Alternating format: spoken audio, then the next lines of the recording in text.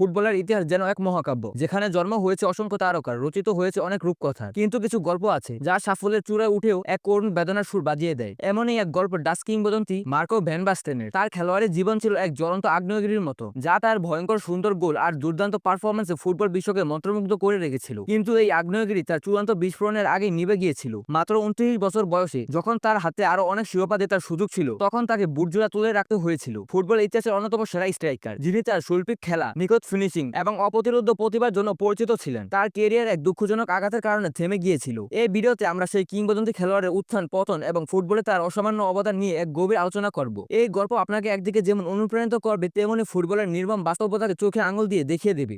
তো চলুন আমাদের স্পোর্ট ইনফরমেশন ইউটিউব চ্যানেলটিকে সাবস্ক্রাইব করে দিয়ে ভিডিওটি দেখা শুরু করুন।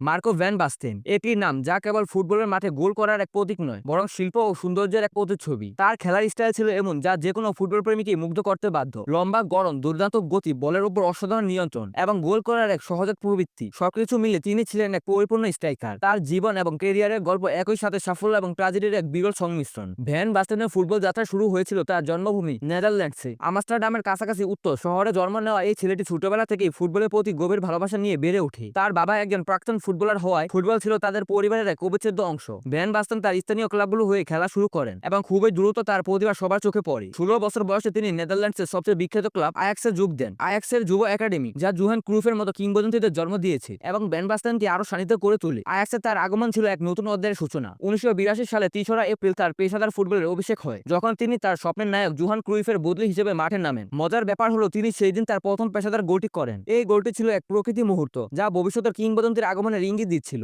আয়াক্সে তার 4 বছরের ক্যারিয়ারে তিনি এক অপ্রতিরোধ্য গোল মেশিনে পরিণত হন। 1983 সাল থেকে 1987 সাল পর্যন্ত তিনি টানা 4টি মৌসুমে লিগের সর্বোচ্চ গোলদাতা হন। তার এই গোল করার ক্ষুধা ছিল সীমাহীন এবং তিনি প্রায় সব ধরনের গোল করতে পারতেন: হেড, বোলিং, লং শট এবং ডি বক্সের ভেতর থেকে নিখুঁত ফিনিশিং। তার এই অসাধারণ পারফরম্যান্স তাকে শুধু নেদারল্যান্ডসের জন্য নয়, বরং পুরো ইউরোপে পরিচিত করে তোলে। এই সময় তিনি আয়াক্সের হয়ে 3টি ডাচ কাপ এবং একটি ইউরোপিয়ান কাপ উইনার্স কাপ জিতেন। কিন্তু এই সাফল্যের আড়ালে তার পায়ের গোড়ালিতে এক গোপন ব্যথা ধীরে ধীরে বেড়ে উঠেছিল, যা 1986 সাল থেকে তার ক্যারিয়ারকে মাঝে মাঝে ব্যাহত করা শুরু করে। 1987 সালে ভ্যান বাস্তেন ইতালির বিখ্যাত ক্লাব এসি মিলানে যোগ দেন। এসি মিলান তখন নতুন মালিক সিলভিও বারলুসিকোনির অধীনে এক নতুন যুগে প্রবেশ করেছিল। বারলুসিকোনির লক্ষ্য ছিল মিলানকে ইউরোপের সেরা ক্লাব হিসেবে গড়ে তোলা। তিনি ডাচ ফুটবলের 2 নক্ষত্র রুড গুলিচ এবং ফ্রান্স রাইকার্ডকেও দলে ভিড়িয়েছিলেন। এই তিনজনকে একসাথে নিয়ে এসি মিলান ডাচ ট্রায়ো নামে পরিচিত লাভ করে এবং তারা মিলে ফুটবলের ইতিহাস নতুন করে লিখতে শুরু করে। কিন্তু ইতালিতে তার প্রথম মৌসুমটি ছিল এক দুঃস্বপ্ন। তার পুরনো গোড়ালির ইনজুরি তাকে 6 মাস মাঠের বাইরে রাখে। অনেকেই ভাবতে শুরু করে যে ভ্যান বাস্তেন হয়তো ইতালিয়ান ফুটবলের কঠোরতার সাথে মানিয়ে নিতে পারছেন না, কিন্তু তিনি তার সকল সমালোচকদের জবাব দেন। তিনি সুস্থ হয়ে ফিরে আসেন এবং দলের সাথে যোগ দেন। তার অসাধারণ পারফরম্যান্সের সুবাদে মিলান সেই মৌসুমে দীর্ঘ 8 বছর পর তাদের প্রথম সিরিয়া শিরোপা জিতে। এই শিরোপা জয় ছিল ভ্যান বাস্তেনের জন্য এক নতুন অধ্যায়ের সূচনা। পরবর্তী বছরগুলোতে ভ্যান বাস্তেন এবং এসি মিলান ফুটবলের নতুন এক মানদণ্ড স্থাপন করে। আরেগে সাতটি তত্ত্বাবধানে এসি মিলান টোটাল ফুটবল এর এক নতুন সংস্করণ নিয়ে আসে, যা আক্রমণাত্মক এবং দর্শনীয় ফুটবল খেলার উপর জোর দেয়। ভ্যান বাস্তেন ছিলেন এই দলের আক্রমণের প্রাণকেন্দ্র। তার খেলা ছিল কবিতার মতো সাবলীল এবং সঙ্গীতের মতো ছন্দময়। 1989 সাল এবং 1990 সালে মিলান টানা 2টি ইউরোপিয়ান কাপ, যা বর্তমানে চ্যাম্পিয়ন্স লিগ, তা জেতে। এই সময় ভ্যান বাস্তেন তার ক্যারিয়ারের শিখরে ছিলেন। তার গোল করার ক্ষমতা, বলের উপর তার নিয়ন্ত্রণ এবং তার বুদ্ধিমত্তা তাকে বাকি সবার থেকে আলাদা করে তুলেছিল।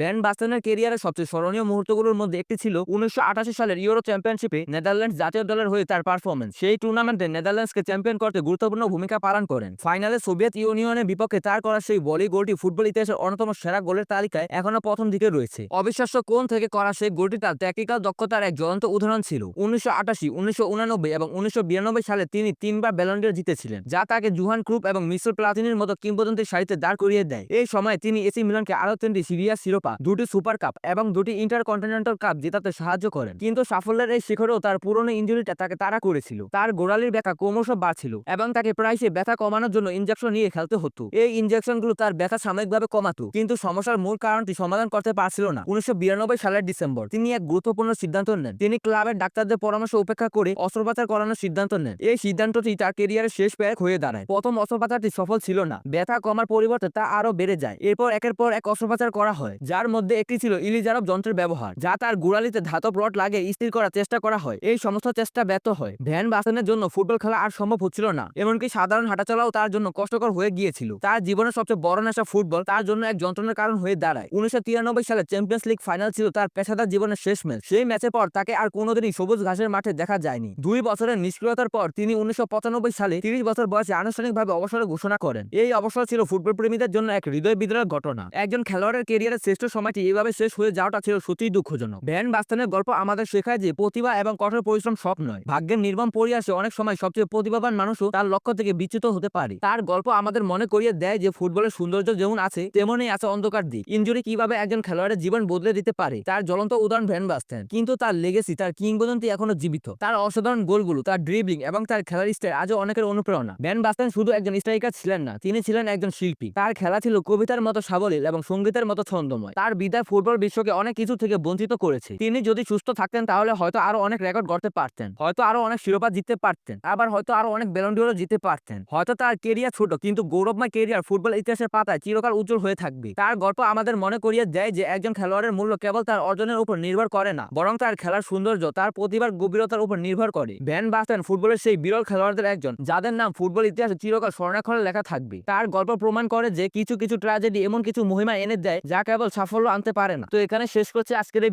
ভিডিওটি কেমন লাগলো তা অবশ্যই কমেন্ট করে জানান। আপনি কোন জেলা থেকে আমার ভিডিওটি দেখেছেন তা অবশ্যই কমেন্ট করে জানাবেন। ভিডিওটিতে একটি লাইক দিন, বন্ধুদের সাথে শেয়ার করুন। ফুটবল এবং ক্রিকেটের এমন রোমাঞ্চকর ভিডিও পেতে আমাদের স্পোর্ট ইনফরমেশন ইউটিউব চ্যানেলটিকে অবশ্যই সাবস্ক্রাইব করুন। এতক্ষণ পাশে থাকার জন্য ধন্যবাদ।